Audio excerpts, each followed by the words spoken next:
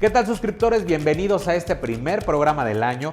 Traemos para ti unos temas que te van a poner a temblar, sobre todo porque tocamos esa parte de la que nadie quiere hablar, la parte financiera. Marcos Vallejo salió a la calle a preguntarle a la gente cómo hacerle para optimizar los recursos para ese gran día, el día de la boda, y te vamos a traer aquí en el estudio a un especialista en finanzas. Él es Rodrigo Navarro, que nos va a hablar del ABC del ahorro. Además, te vamos a dar algunos consejos para optimizar tu presupuesto. Así que no te vayas, acuérdate de suscribirte, darle like y comenzamos.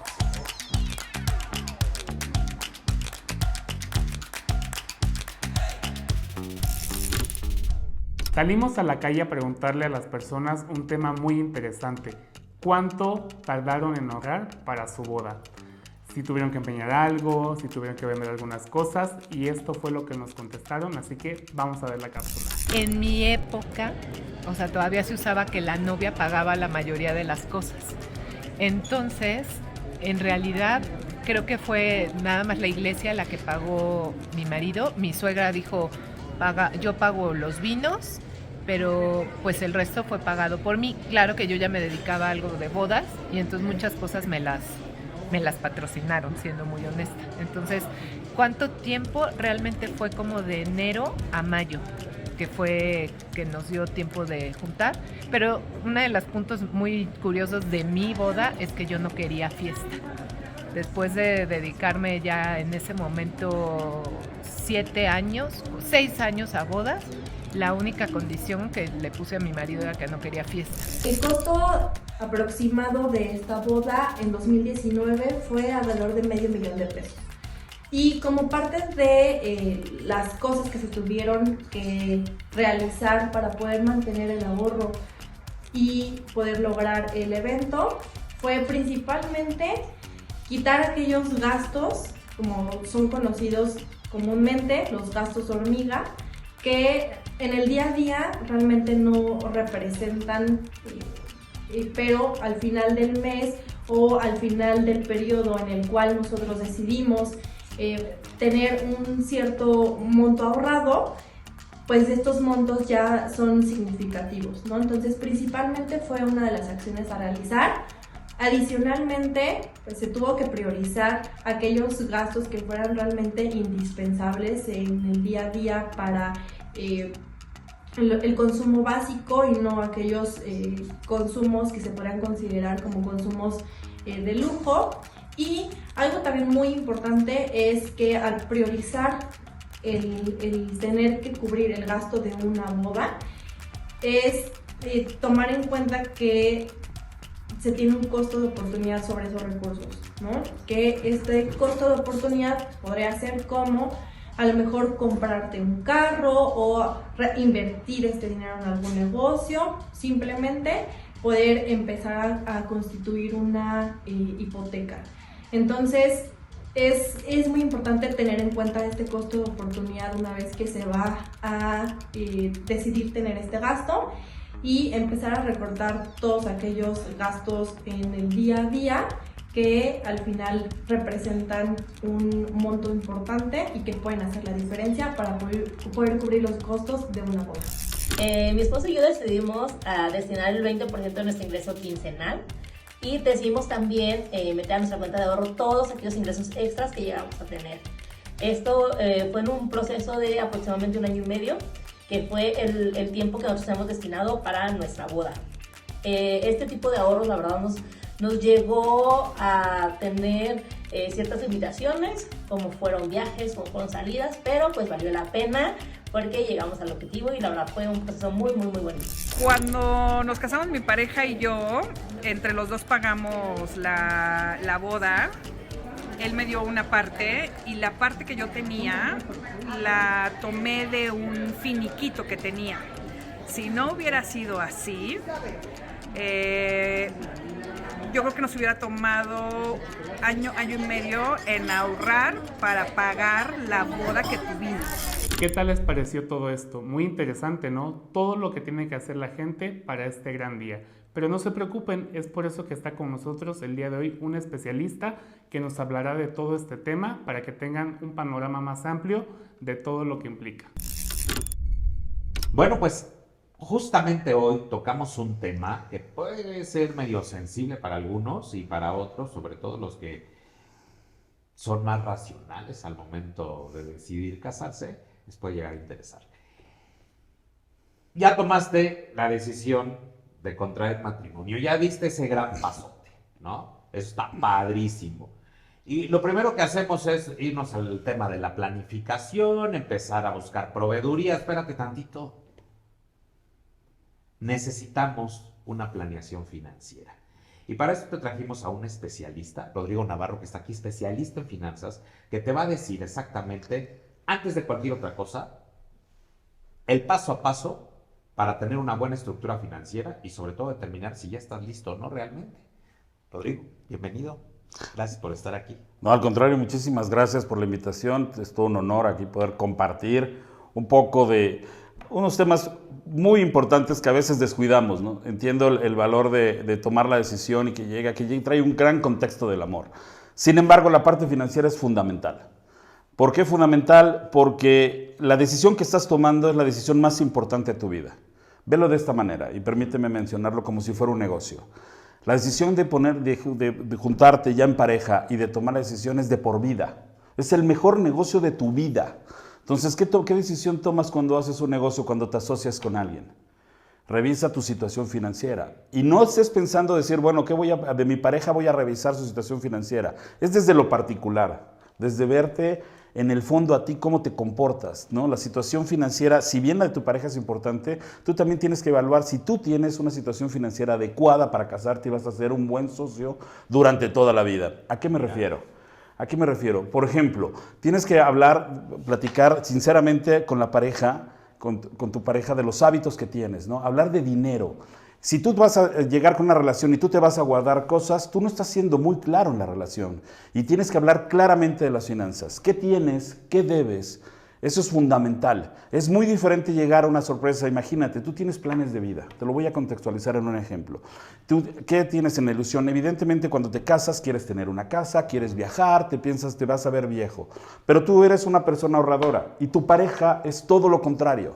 Apenas gana, lo gasta. O, velo de otra manera, lo gasta y aparte no nada más gasta lo que gana, gasta más. Entonces, llegar a una situación de deuda y empezar un matrimonio en rojo, pues también requiere de una planeación, no que no lo hagas, lo puedes tomar, pero también estableces esa meta. Entonces, el establecer los hábitos que conllevan, está bien, los puedes hablar y puedes tener planes de acción concretos, pero también al conocer a tu pareja, el contexto de la historia. Porque puede ser que venga de un contexto familiar donde estaban acostumbrados que el patriarca era el que proveía, ¿no? O que todo mundo que tenía que trabajar, o tú estás destinado a ciertas tareas. Ese contexto personal es fundamental, porque ya que lo entiendes y lo adaptas y quieres casarte, financieramente, si no lo pones correctamente en un plan y establecen los roles, quién hace qué, la mayoría de las veces unas discusiones.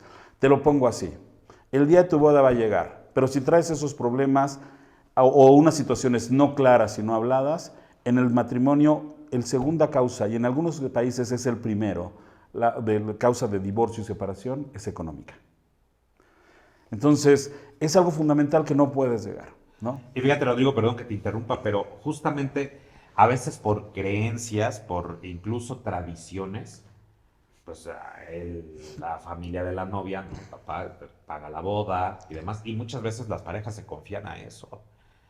Y otras parejas muy jóvenes, los dos son los que hacen los números pues para llegar a ese punto.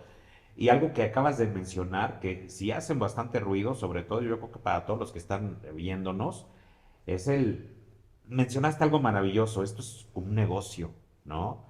Y más allá del amor y demás, creo que sí tienen que pensar en saber qué tanto van a aportar los dos para esa estructura económica familiar, más allá de que nos amamos mucho, porque como dice por ahí, cuando el dinero no entra por la puerta, el amor sale por la ventana, ¿no? Y entonces muchas cosas que hay que planificar antes de decir el sí acepto. Y sobre todo, pues oye, si no tienes trabajo, pues espérate un poco, ¿no?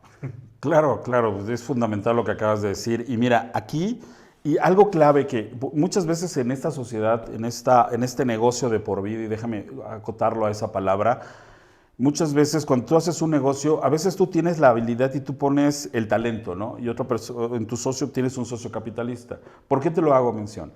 Porque muchas veces puede ser que vengas en un contexto y decidieron que uno de los dos es el único que va a proveer el ingreso.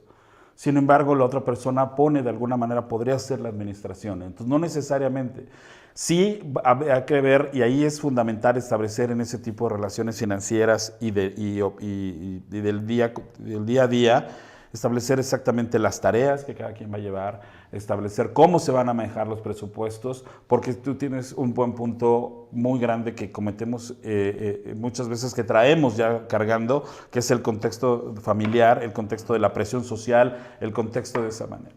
Entonces, vale la pena aclararlo, definitivamente dejar los roles establecidos, quién hace qué, no necesariamente en ingresos, sino también en actividades en función de cubrir la parte económica. Ahora, vamos a buscar cómo nos podemos organizar como pareja para entonces, si lo que queremos es casarnos con recursos propios, ¿no? Nada de apadrinamientos, ¿cómo le podemos hacer para empezar a organizarnos y poder, digamos, llegar a ese gran día con un buen presupuesto? Definitivamente, lo acabas de decir, la palabra clave, es un presupuesto tal cual. Un presupuesto en el cual, obviamente, cuando están antes de la planificación, tienen gastos de su día a día, ¿no? Tiene que haber un sacrificio de algunas tareas, de algunas actividades, de algunos recursos. Definitivamente depende de cada quien depende la situación que tienes que dejar aparte, ¿no? Muchos financieros o verás en algunos documentales donde dicen, bueno, tienes que dejar ciertos hábitos. Tal vez sí tienes que dejar o disminuir algunos hábitos. Yo no creo que tienes que dejarlos. Tienes que en algunos casos disminuirlos, en algunos casos aplazarlos o discutir cuáles sí se tienen que quedar, cuáles son fundamentales. Pero de que tiene que haber un esfuerzo, sí debe haber un esfuerzo. Pero hay que tener cuidado. Ese esfuerzo con la finalidad de lograr el dinero necesario para cubrir la planeación y el presupuesto de tu boda, que no sea un hábito que te vaya a afectar en tu vida cotidiana. O sea, no hagas un cambio radical antes para poder llegar el día cuando después del día caes en el hábito de nuevo y financieramente te afecta. Claro. Entonces, tiene que ser consensuado la manera de trabajar ese presupuesto, el esfuerzo adicional y que después vuelves a adaptar en tu futuro. Pero sobre todo yo creo que también el tema del ahorro, ¿no? El fomentarnos, el cambiarnos esa mentalidad. A muchas personas les cuesta trabajo ahorrar. A veces decimos, pues es que no me queda para ahorrar, ¿cómo le hago? Pero acabas de decir algo muy importante. Creo que el empezar a hacer sacrificios, pero es como las dietas, creo yo, ¿no? Para que te empieces a hacer el hábito del ahorro y decir, de mi presupuesto mensual separo una cantidad que se va al marranito. Nos cuesta a veces trabajo, ¿no? Y a veces pues, nos pica, nos da ahí en el cochinito, sácalo, luego lo reponemos, ¿no? Y una pregunta que es importante, yo creo que todos la tenemos. ¿Cómo le vamos a hacer para ahorrar cuando no tenemos ese hábito, no? Y sobre todo también entender, y si tengo algo destinado para ese gran día, ¿nos convendrá invertirlo en los diferentes productos financieros? Excelente pregunta. Definitivamente sí. Cuando tú ya tienes un presupuesto, la manera de ir llevando los ahorros, evidentemente todo este presupuesto, este análisis el día de la boda, tú tienes toda una planeación, ¿no? Sabes lo que te va a gastar, lo que vas a gastar en las diferentes actividades y lo que te va a llevar, y siempre considerar, la verdad que también tener una partida extra de un porcentaje por cualquier variación que tenga. Eso, ponerlo en una sola bolsa o con una sola cuenta e ir nutriendo e ir tomando los conceptos necesarios para ir abatiendo los gastos, definitivamente siempre va a haber un remanente. El poner a trabajar en diferentes instrumentos el dinero, que tengan liquidez diaria para poder estar tomando ese dinero o financiarse de alguna manera.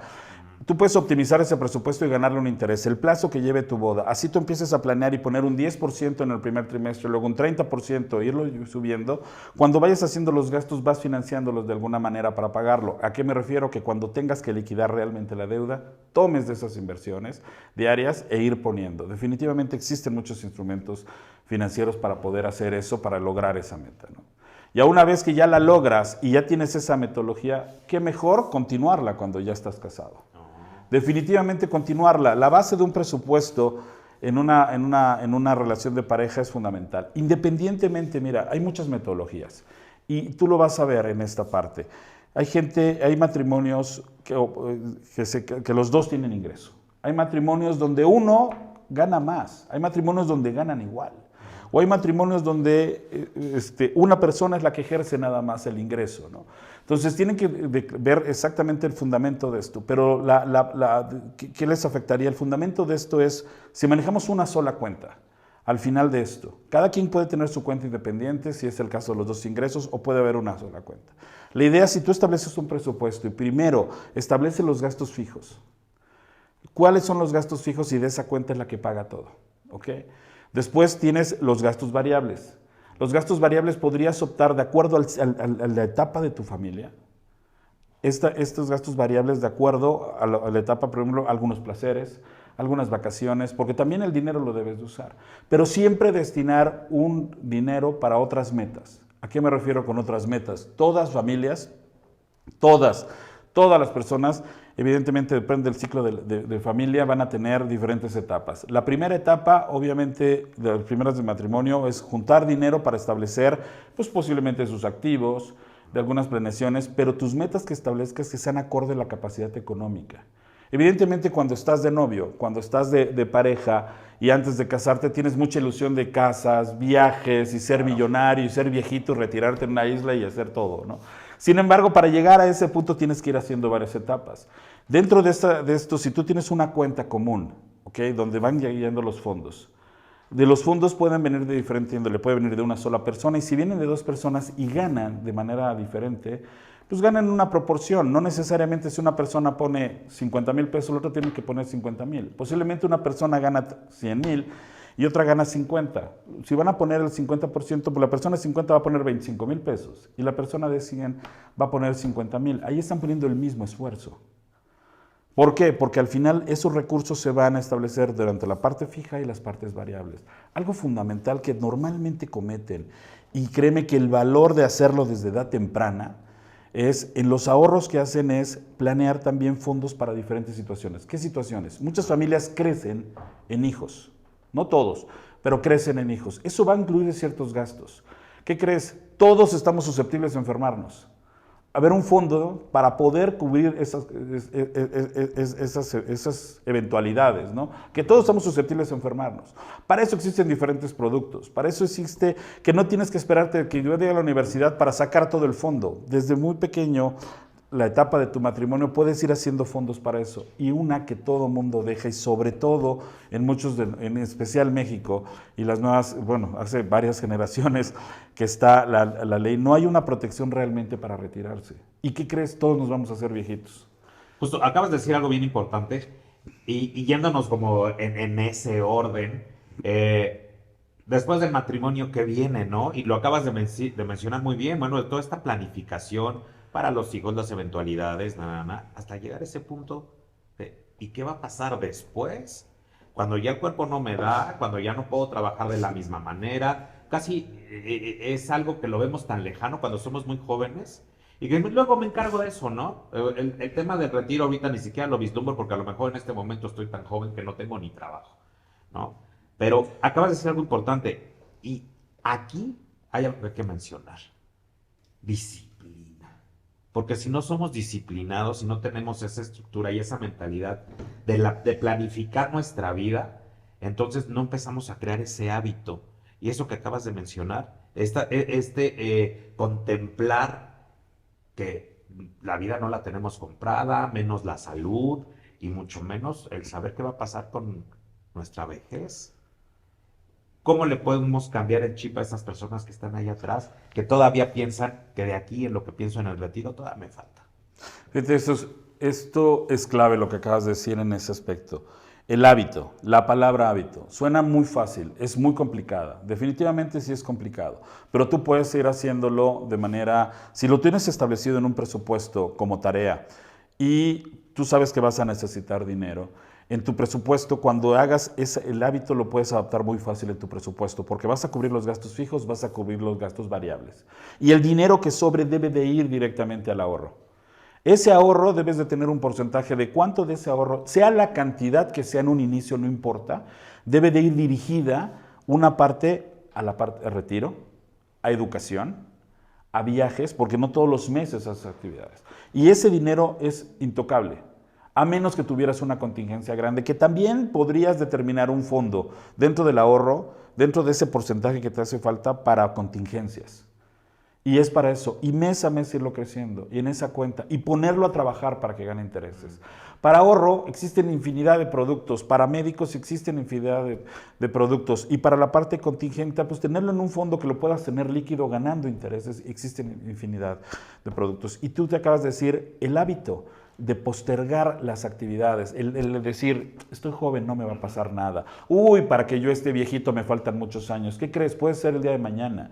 Además, no nada más que sea el día de mañana, financieramente, te voy a dar un número duro, una persona de 30 años que pueda guardar 2,000 pesos mensuales, ¿qué crees? A su edad 65 podría llegar a juntar un fondo superior a los 6 millones de pesos. Si esa misma persona decide, me voy a esperar el próximo año, nada más que me asciendan me voy a esperar, y voy a hacer esto, y nada más que mi pareja, etcétera, y empezamos a hacer, y lo empieza a los 35, solo esa diferencia de 5 años en edad temprana, son 2 millones de pesos a la edad de 65 de impacto menos. Cuando dices, me falta mucho, no te falta mucho. Lo que tú puedas poner de ahorro diferente en una edad temprana es eso. Por eso hay que dejarlo. ¿Qué crees? Muchos dicen, yo estoy sano, soy fitness. Y hoy en día, ¿no? Todos los chicos son así como tú y yo, muy fitness en esa parte. Te cuidas y dices, no me va a pasar nada. ¿Qué crees? Por ese tipo de cosas, mucha gente, por no tener una buena planificación y un buen fondo destinado a eso, puede tronar todo el patrimonio y, bueno, un lío fuerte en los matrimonios, ¿no?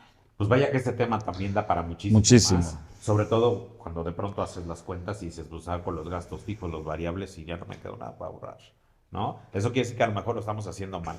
Hay mucho que revisar ahí. Si quieren revisar sus finanzas, Rodrigo, ¿dónde te encuentran? Te voy a dejar mi correo electrónico, que es rodrigo@sequoia-medioasesores.com, y ahí mismo, bueno, ponemos mi número de WhatsApp, ¿no? Ya saben, si quieren una asesoría personalizada para que Rodrigo les explique también de los diferentes productos financieros que manejan en su empresa, acérquense a un experto y antes de empezar a planear cositas como románticamente lo vemos en las bodas, pues vámonos primero a planificar la economía del hogar. Seguimos, esto es Method Magazine TV, no te vayas. Tenemos para ti algunos consejos que te van a ayudar a optimizar tu presupuesto, sobre todo pensando en el gran día de tu boda. Y uno de los principales consejos es, ten más de un proveedor. Evalúa cada una de las diferentes opciones. Analiza no solamente el precio o el valor de los productos o servicios que estos te ofrecen. Vete un poquito más allá. Intenta hacer o procura hacer una tabla comparativa de ventajas, desventajas, sobre cada uno de ellos. Si tienes un planificador de bodas, bueno, te puede ayudar justamente a hacer este contraste de las diferentes opciones que tienes para ese gran día. Recuerda, evalúa muy bien y toma la mejor decisión, no solamente basado en el precio. Punto número 2. Intenta clasificar la proveeduría para que le des prioridad con el presupuesto a cubrir estos rubros. ¿Cuáles son estos rubros? Banquete, el recinto donde se va a llevar a cabo el evento, la música y algo muy importante, la comodidad de los invitados. Y ya después vemos si nos queda presupuesto para algunos otros detalles. Recuerda que si no hay alimentos y si no hay música, pues no hay fiesta, ¿no? Entonces tenemos que dividir el presupuesto y priorizar a estos proveedores. Ya después vemos cuántos recursos tenemos y si quieres meterle algunos otros detalles, invertir en las decoraciones y demás, pues depende mucho el presupuesto de cada uno de nosotros. Pregunta a tus proveedores si tienen algunas promociones o algunos descuentos. Esto a veces se da por ciertas temporadas del año. Por ejemplo, tienes el Buen Fin, algunos descuentos, por ejemplo, de verano, de inicios del año, que te pueden ayudar también a obtener unos muy buenos deals, sobre todo en la parte tal vez de las bebidas, ¿no? O de todos estos insumos o productos que se tienen que comprar, lo puedes hacer con anticipación. Muchos establecimientos tienen este tipo de promociones a mediados del año y si tu evento es a finales del año, pues ya puedes ir previendo hacer estas compras anticipadamente. Y aquí, de esta palabra, anticipadamente, puedo decirte que si planeas este proyecto con anticipación, seguramente obtendrás beneficios económicos por el plazo en el que estás reservando productos o servicios. Recordemos que los eventos que se llevan a cabo a finales del año normalmente traen incrementos superiores al 10%, algunos se van al doble.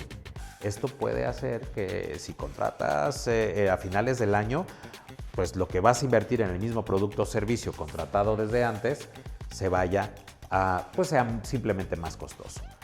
Y para finalizar, ten muy claro el presupuesto que tienes desde el principio de tu proyecto.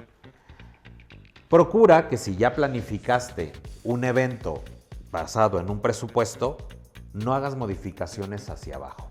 Es más fácil que las hagas hacia arriba, es decir, que de pronto tengas recursos extra para adquirir nuevos proveedores o mejorar el producto o servicio que ya contrataste.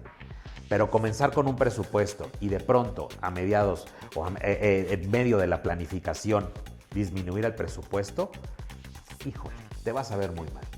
Estos son los consejos que te damos para que tengas una muy buena planificación y sobre todo ahora que va comenzando el año. Pues yo me caso en marzo, realmente ya falta muy poco para mi boda y económicamente hablando, el tiempo que tardamos mi prometido y yo para juntar todo el dinero para cubrir ese evento fue aproximadamente de 1 año y medio.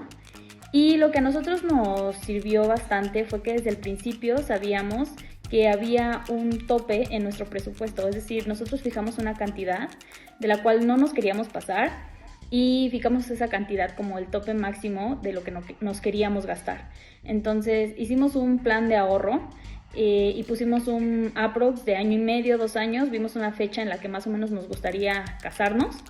Entonces ya teniendo como esa cifra y ese tiempo en el que nos gustaría casarnos, dividimos ese presupuesto en todos los meses que faltaban para llegar a esa fecha, para poder pues ahorrar y apartar dinero mes con mes y destinarlo específicamente a ese objetivo. Eso fue algo que nos ayudó un montón porque ya sabíamos y teníamos el objetivo claro de lo que teníamos que juntar mes con mes. También algo que nos ayudó mucho fue que ese dinero lo apartábamos, pero no lo dejábamos parado en el banco y lo mandábamos a un fondo de inversión que nos generara un rendimiento mes con mes, aunque fuera algo muy poco, pero pues eso también nos ayudó pues para tener ahí el dinero como trabajando. Y pues también igual nos apoyamos de algunos ahorros que ya teníamos y todo esto, pero pudiera decir que el tiempo que nos tardamos en ahorrar o en juntar el dinero para poder cubrir todo el evento y todo lo que íbamos a pagar fue aproximadamente 1 año y medio, 2 años, contando con los ahorros previos que ya teníamos. Y pues eso ayuda siempre en buen tener como ya un presupuesto y mes con mes separar esa cantidad y también como limitarte en ciertas cosas. Lo que nosotros hicimos fue también a lo mejor ya no viajábamos 2 veces al año, a lo mejor solo una vez, o incluso en el último año ya no tuvimos vacaciones porque sabíamos que ese dinero preferíamos destinarlo para la boda. Entonces eso fue algo que nos ayudó mucho para disfrutar todo el proceso y no estresarnos como por ese tema del dinero. Y bueno, con esto concluimos este programa donde hablamos mucho de finanzas. Recuerda que si quieres tomarte muy en serio esto de planificar bodas y eventos, en MEPA tenemos diferentes programas académicos que se pueden adaptar a tus horarios y a tus presupuestos. Recuerda suscribirte a nuestro canal, dale clic a la campana para que te lleguen las notificaciones y te enteres de todos los nuevos contenidos que estaremos subiendo para ti. Mi nombre es Oscar Mejía, hasta la próxima.